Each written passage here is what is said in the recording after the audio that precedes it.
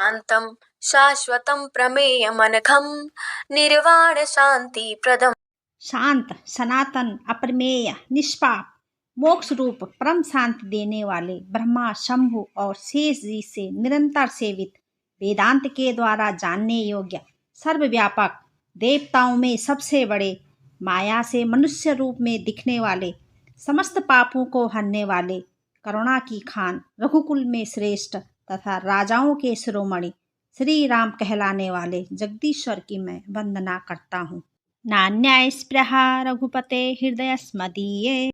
हे रघुनाथ जी, मैं सत्य कहता हूँ और फिर आप तो सबके अंतरात्मा हैं ही। आप सब जानते ही हैं कि मेरे हृदय में दूसरी कोई इच्छा नहीं है। हे रघुकुल श्रेष्ठ, मुझे अपनी पूर्ण भक्ति दीजिए और मेरे मन को काम आदि दोषों से रहित कीजिए। अतुलित बल धामम हेम शैलावदेहम। अतुल बल के धाम, सोने के पर्वत, सुमेरु के समान कांति युक्त शरीर वाले, दैत्य रूपी वन के लिए अग्नि रूप, ज्ञानियों में अग्रगण्य, संपूर्ण गुणों के निधान, वानरों के स्वामी, श्री रघुनाथ जी के प्रिय भक्त पवन पुत्र श्री हनुमान जी को मैं प्रणाम करता हूँ। जामवंत के वचन सुहाए। जामवंत के सुंदर वचन हनुमान जी के हृदय को बहुत भाए। वो बोले, हे भाई, तुम लोग दुख सहकर, कंदमूल फल खाकर तब तक मेरी राह देखना। जब लगी आओ सीता ही देखी।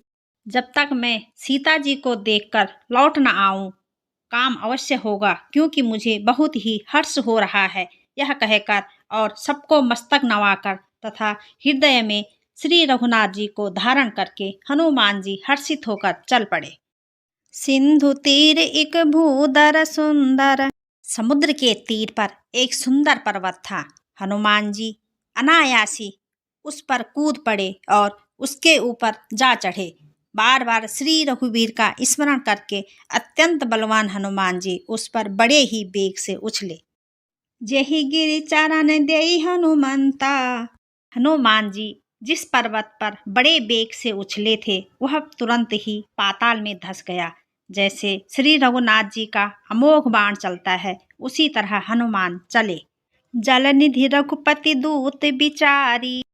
समुद्र ने उन्हें श्री रघुनाथ जी का दूत समझकर मैनाक पर्वत से कहा, हे मैनाक, तू हनुमान जी की थकावट दूर कर, अर्थात अपने ऊपर इन्हें विश्राम करने दे। हनुमान तेहि परसा कर पुनि कीन प्रणाम। हनुमान जी ने मैनाक पर्वत को हाथ से छू दिया और प्रणाम करके कहा, हे भाई, रामचंद्र जी का काम किए बिना मुझे विश्राम कहाँ। जात पवन सुत देवन देखा। देवताओं ने पवन पुत्र हनुमान जी को जाते हुए देखा।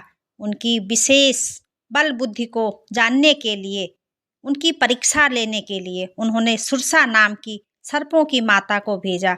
उसने आकर हनुमान जी से यह बात कही, आज सुरन मोहि दीन आहारा।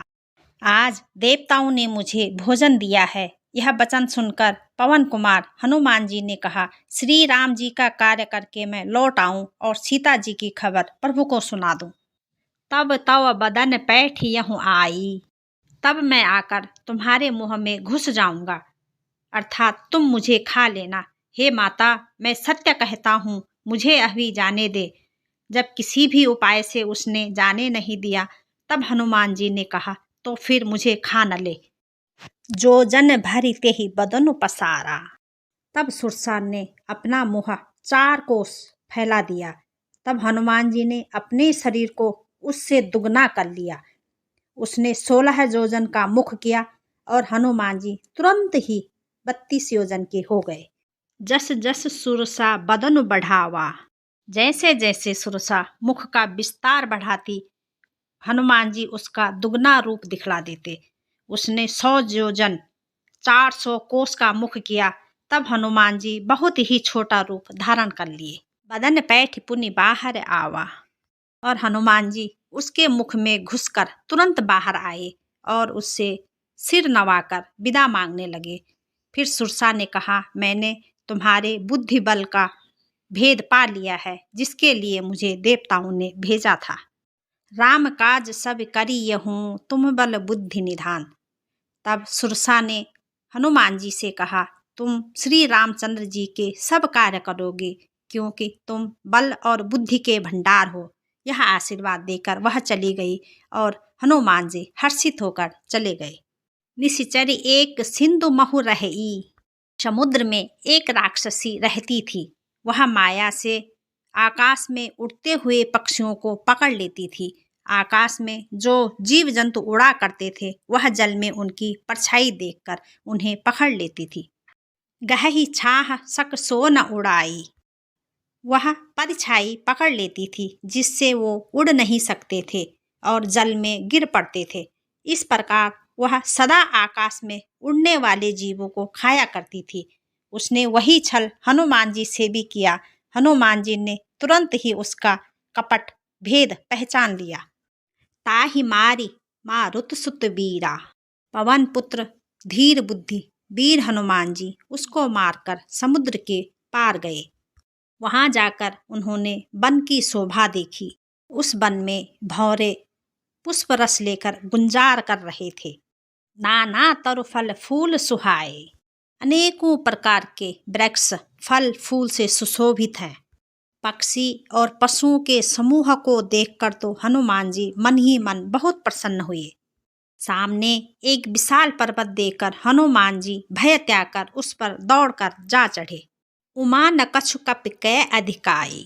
शिव जी कहते हैं, हे उमा, इसमें बानर हनुमान की कुछ बड़ाई नहीं है। यह प्रताप तो प्रभु का है जो काल को भी खा जाते हैं। पर्वत पर चढ़कर उन्होंने लंका देखी। बहुत ही बड़ा किला है, कुछ नहीं कहा जाता।